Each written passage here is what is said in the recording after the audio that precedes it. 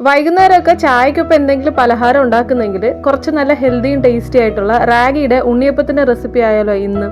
അതിന് ഒരു ഗ്ലാസ് തികച്ചില്ലാതെ ഞാനിവിടെ റാഗി എടുത്തിട്ടുണ്ട്. അതേ ഗ്ലാസ്സിൽ തന്നെ അര ഗ്ലാസ് അളവിൽ പച്ചരി എടുത്തിട്ടുണ്ട്. പച്ചരി റാഗിയും നന്നായിട്ടൊന്ന് വാഷ് ചെയ്ത് ഒരു 4 മണിക്കൂർ വെള്ളത്തിലിട്ട് വെക്കണം, ഒന്ന് കുതിർന്ന് വരും. ഒരു 4 മണിക്കൂറൊക്കെ കഴിഞ്ഞപ്പോൾ ഇത് നന്നായിട്ട് ഇവിടെ കുതിർന്ന് കിട്ടിയിട്ടുണ്ട്. അതൊരു ജാറിലേക്ക് മാറ്റി ഇനി ഒരു 1/4 കിലോ അളവിൽ ശർക്കര അല്ലെങ്കിൽ കരിപ്പെട്ടി പാവ് കാച്ചി തണുപ്പിച്ചതും കൂടെ ചേർത്ത് നമുക്ക് ആദ്യം ഇതൊന്ന് ബ്ലെൻഡ് ചെയ്തെടുക്കാം. ഇനി ഇതിലോട്ട് 2 ചെറുപഴവും ഒരു 4 ഏലക്കയും കൂടെ ചേർത്ത് ഒന്ന് അരച്ചെടുക്കാം. ഇനി ഇത് നമുക്ക് വേറൊരു ബൗളിലേക്ക് മാറ്റാം. അതിലോട്ട് ഇനി 2 സ്പൂൺ ഗോതമ്പ് പൊടി ചേർത്ത് കൊടുക്കുന്നുണ്ട്. ഞാൻ ഗോതമ്പ് പൊടിക്ക് പകരം മൈദയാണെങ്കിലും മതി.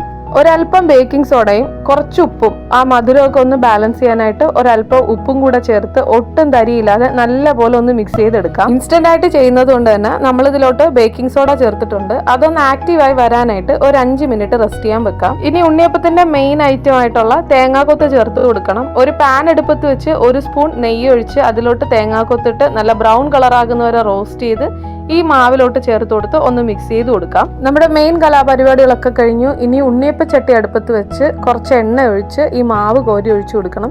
ഉണ്ണിയപ്പം എപ്പോൾ ചുടുമ്പോഴും നമ്മൾ ലോ ഫ്ലെയിമിൽ വേണം ചുടാൻ. കാരണം നമ്മൾ ഇതിനകത്ത് പഴവും ശർക്കരയൊക്കെ ചേർത്തത് കൊണ്ട് പെട്ടെന്ന് കരിഞ്ഞു പോകാനുള്ള ചാൻസ് ഉണ്ട്. ഇനി ഒരു സൈഡ് വെന്ത് കഴിയുമ്പോൾ വേറൊരു വശം തിരിച്ചിട്ട് കൊടുത്തു കഴിഞ്ഞാൽ നമ്മുടെ ഇൻസ്റ്റന്റ് ഉണ്ണിയപ്പം റെഡിയായി.